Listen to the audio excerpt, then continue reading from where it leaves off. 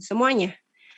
Sabbih isma rabbikal a'la alladzi khalaqa fasawwa alladzi qaddara fahada والذي أخرج المرعى فجعله غثاء أحوى سنقرئك فلا تنسى إلا ما شاء الله إنه يعلم الجهر وما يخفى ونيسرك لليسرى فذكر إن نفعت الذكرى سيذكر من يخشى ويتجنبها الأشقى الذي يصلى النار الكبرى ثم لا يموت فيها ولا يحيا قد أفلح من تزكى وذكر اسم ربه فصلى بل تؤثرون الحياة الدنيا والآخرة خير وأبقى إن هذا لفي الصحف الأولى صحف إبراهيم وموسى Sadaqallah sarang-sarang Sadaqallahul azim. Mana semangatmu? Ini semangatku. Kalau ya semuanya sih tetap semangat Bapak Ibu. Wassalamualaikum warahmatullahi wabarakatuh. Waalaikumsalam warahmatullahi wabarakatuh. Ya baik, terima kasih Bu Imas ya yang telah memimpin kita membaca Al-Quran. Dan selanjutnya kepada Ibu Dr. Penti, mangga silahkan untuk memaparkan tafsirnya. Terima kasih Ibu Nani. Ya, sama-sama Bu.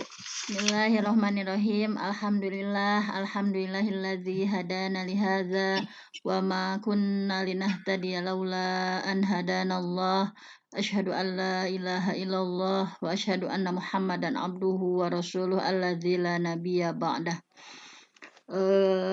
Alhamdulillah kita akan melanjutkan tafsir dari surah Al-A'la. Kemarin sudah ayat 1 bahwa kita diperintah untuk mensucikan Allah dari hal-hal yang terkadang ya manusia suka menyekutukan atau meyakini hal-hal yang tidak seharusnya. Misalnya saya contohkan ya di sini, misalkan ada sebagian kaum muslimin yang meyakini bahwa Allah itu ada di mana-mana. Ini Ini kan suatu keyakinan yang salah. Masih ada ya sebagian orang yang meyakini bahwa Allah itu ada di mana-mana. Padahal pendapat ini sudah dibantah ya oleh Imam Ahmad ratusan tahun yang lalu dalam kitabnya Ar-Radd 'alal Jahmiyah wa Zanadiqah. Misalnya karena menyebutkan bahwa Allah ada di mana-mana itu adalah sangat berbahaya. Misalkan kalau disebut bahwa Allah ada di mana-mana itu bahwa Allah ada di kamar mandi, misalkan Allah ada di perut hewan, Allah ada di perut kita. Padahal Maha Suci Allah ya, subhanallah, Maha Suci Allah dari pendapat batil seperti itu. Sungguh itu adalah hal yang tidak masuk akal. Dan ada juga yang mengatakan bahwa Allah itu tidak di atas, tidak pula di bawah. Nah, itu orang-orang filsafat berpendapat seperti itu ya. Kalau seperti itu, ketika Allah tidak ada di atas, tidak pula di bawah, maka keyakinan ini pun akan berkonsekuensi bahwa Allah itu tidak ada gitu. Nah, subhanallah, maha suci Allah. Makanya dalam Quran banyak sekali kita diperintah untuk fasabbih ya, memahasucikan Allah. Bahwa anggapan seperti itu ya, bahwa para sahabat sudah ijma, sudah sepakat bahwa Allah itu berada di atas arasy, bahwa Allah itu memang ada di atas gitu ya. Jadi memang harus ditunjukkan apalagi ke putra-putri kita misalkan. Karena ini ijma sahabat, mereka sudah bersepakat bahwa Allah alal arsyistawa, bahwa Allah itu ada di atas arasy. Memang banyak ya ditunjukkan baik oleh ayat Al-Qur'an ataupun ayat atau hadis-hadis Nabi misalkan, bahwa keyakinan bahwa Allah berada di atas memang juga sudah fitrah kita ya sebagai manusia misalkan. Coba saja ketika kita berdoa ya, pasti kan tangan itu menengadah ke atas misalkan. Seandainya Allah ada di mana-mana, maka tangan pun akan kemana-mana gitu ya. Banyak juga yang ketika ada masalah misalkan di antara kita ya, kita serahkan pada yang di atas. Nah, berarti itu memang secara fitrah kita sudah menunjuk bahwa Allah itu ada di atas. Pendapat yang menyebutkan bahwa Allah itu ada di mana-mana atau Allah itu tidak di atas dan tidak di bawah gitu ya, secara tidak langsung itu mengingkari mukjizat Nabi Muhammad saat Isra Mi'raj ya, bahwa ketika Nabi menjalani peristiwa Isra Mi'raj ya, kalau Isra mah dari Masjidil Haram ke Masjidil Aqsa, kalau Mi'raj kan naik ya, naik Nabi ke langit ke-7 untuk bertemu dengan Allah Rabbul Alamin. Nah, seperti itu bahwa sudah ya, ini contohnya saja, saya hanya menyebutkan salah satu contoh misalkan, terkadang manusia memang terjebak pada hal demikian, makanya banyak sekali ayat tadi fasabbih, maka atau di sini sabbihisma rabbik, jadi sucikan Allah, sucikan nama Tuhanmu gitu ya. Al-a'la, bahwa Allah itu maha tinggi. Kemudian selanjutnya ayat yang kedua ya, di sini ada 1 menit ya, allazi yang khalaqa, menciptakan fasawwa. Kemudian Allah menyempurnakan ciptaannya.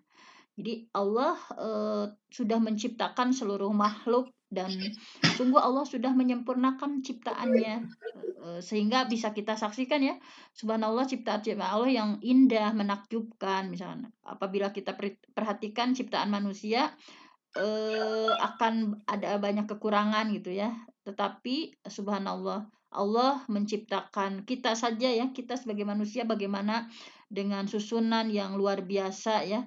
Allah menciptakan dengan sempurna gitu, dengan kondisi dalam tafsirnya di sini ya, 1 menit terakhir, Ibnu Katsir berpendapat bahwa sawwa kulla makhluqin fi ahsanil hayat.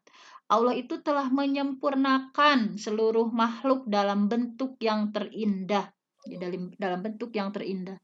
Kita juga ya sebagai manusia salah satu ciptaan Allah, bagaimana subhanallah indahnya kita makhluk yang namanya manusia. Mungkin hanya itu saja yang bisa disampaikan. Waktu sudah menunjukkan 5.45. Wassalamualaikum warahmatullahi wabarakatuh. Waalaikumsalam warahmatullahi wabarakatuh.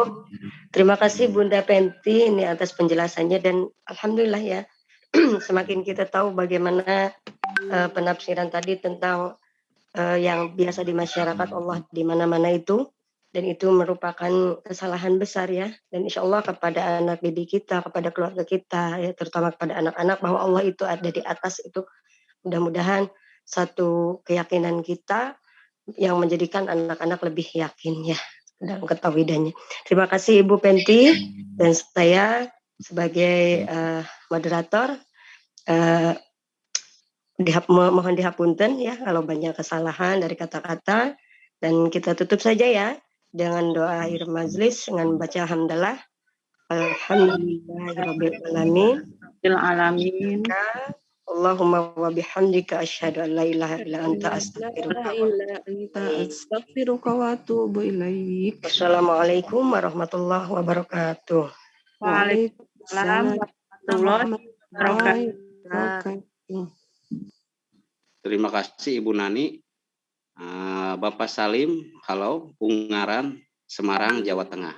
Siap.